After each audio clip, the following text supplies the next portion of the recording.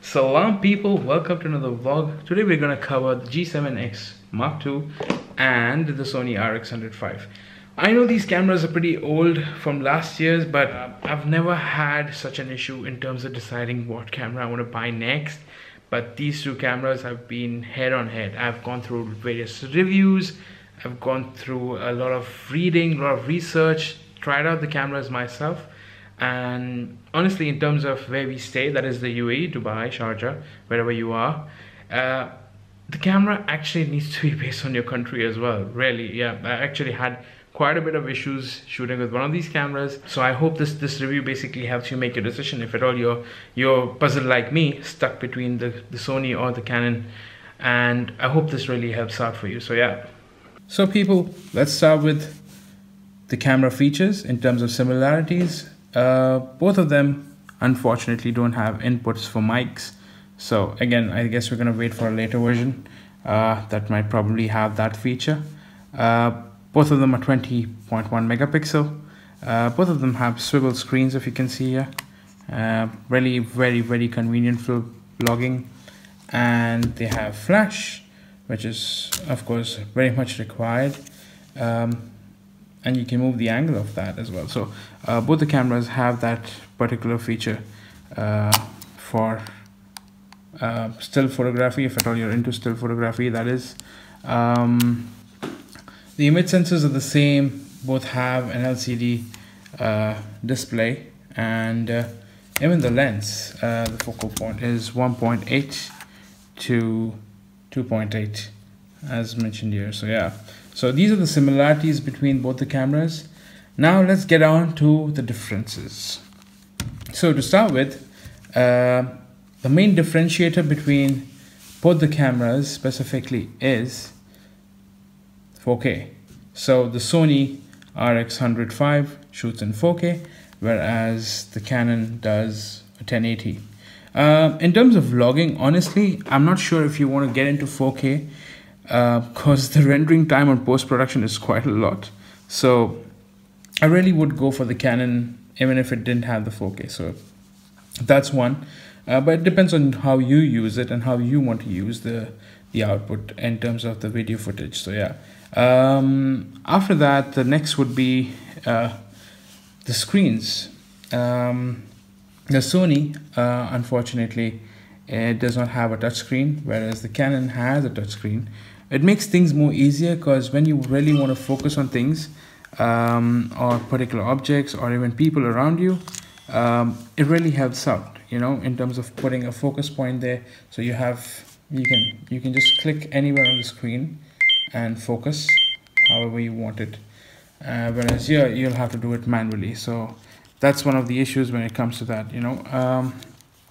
Apart from that, the slow-mo functionality on the Sony RX100 V is about 1000 FPS, whereas the Canon has only 60 FPS. Again, if you're going to do 1000 FPS in terms of video footage, again, the rendering time is going to be a lot. So we really don't want to get into that particular space if you're into basic vlogging, unless you're into action sports and you want to make sure that you have different kinds of slow-mo video covered, then it makes sense.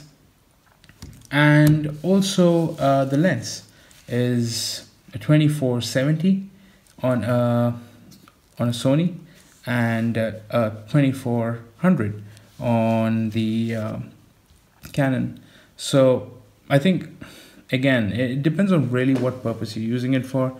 If you're using it for long shots, long videos, fine.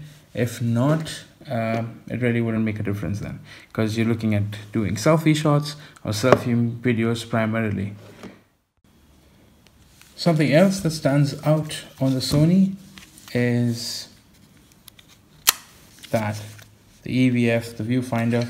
This unfortunately is not available on Canon, and if you go to see, I'm not sure if I can show you through this though, that there, it's an EVF, it's an electronic viewfinder, so that's really good for point and shoot.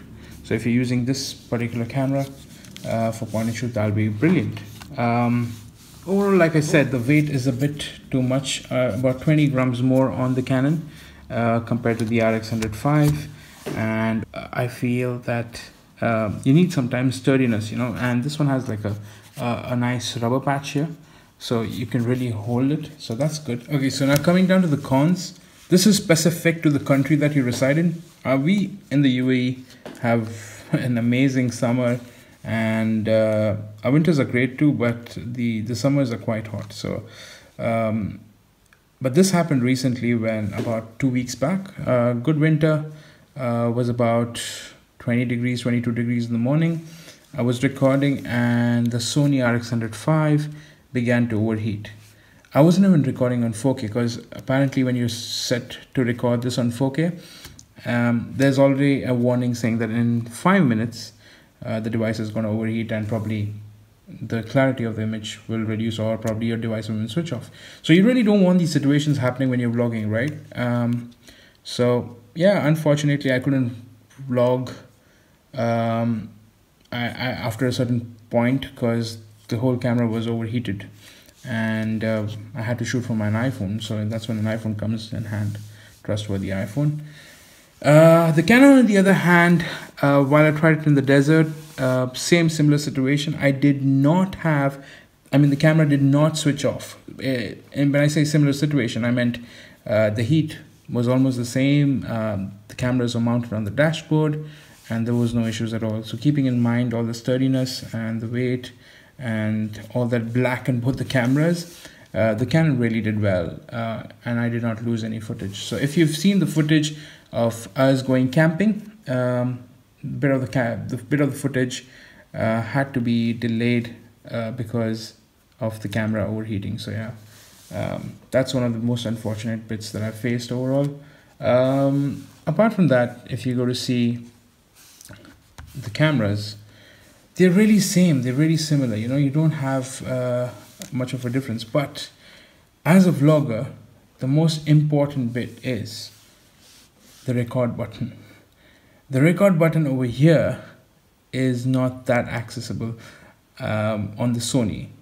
It is a bit inconvenient, honestly, whereas Canon have done a brilliant job by getting the record button a bit more prominent. I think that's most important in terms of vlogger recording, you know. So even if I hold it like this, I could easily get on here to, you know, click that record button without any issues. Whereas over here, if I'm holding it up straight, this one is sometimes a bit difficult to get to, and you don't know if you press it or not. So this is some of the issues that I feel up on the Sony RX100 V versus the Canon G7X Mark II. So to conclude this video, guys, if I have to settle down on one camera, that's going to be the Canon G7X Mark II, just because I feel it fits every vlogger's basic need. Apart from this, swivel cameras in terms of recording, or Wi-Fi and NFC. I mean, both the cameras have it, but the main reason for me to go with the Canon G7X Mark II is I cannot miss out on any moment when I'm vlogging, and be it the heat, be it whatever condition. So for the UAE, I don't think this is fit. I think the Canon's done a pretty good job in terms of resisting the heat at some level. So yeah, so I think this is going to be my next camera. It is actually going to be my next camera. So yeah, and not only that, it's also very convenient to touch the screen and focus wherever required. So yeah, I think this, according to me, is the ideal camera, the winner of my review. So yeah, I hope you liked the video, guys, and I hope it really helps you out. I'll be doing a next video with all the cameras that I have had so far, and basically tell you what it could be used for specifically, and how it could help you if you're blogging. So yeah, so please do comment and let me know if you feel which camera has really helped you out with your vlogging experience, or whichever camera you feel is much better than the other. And don't forget to like, share, comment, and do subscribe to my channel if you haven't yet already. and hopefully we'll be having more giveaways coming soon. So yeah, cheerio.